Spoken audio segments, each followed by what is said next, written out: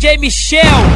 Meu maior veneno é cumprir a porra da pena, mas sei que logo vou sair.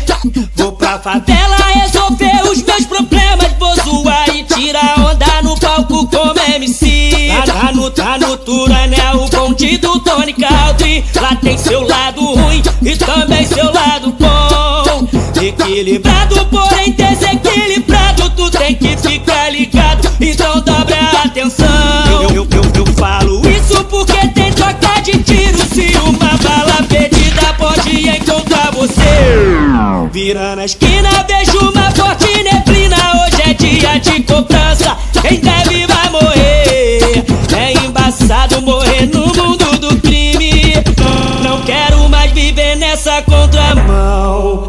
Nesse filme a bala não é de festim, dependendo onde acertar tu não levanta mais do chão. E o produtor desse grande curta-metragem não forneceu o colete pra mim na cena atuar.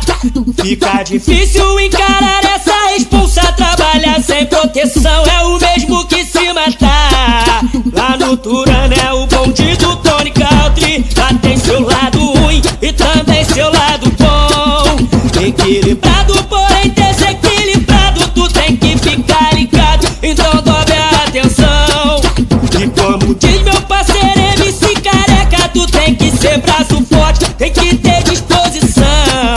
E na antiga minha mãe deu um conselho: pra que isso meu filho, te dou um mundo melhor.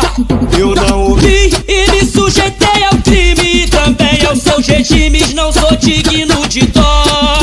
E o desgosto bateu forte na coroa, seu filho na vida à toa, ela prefere morrer.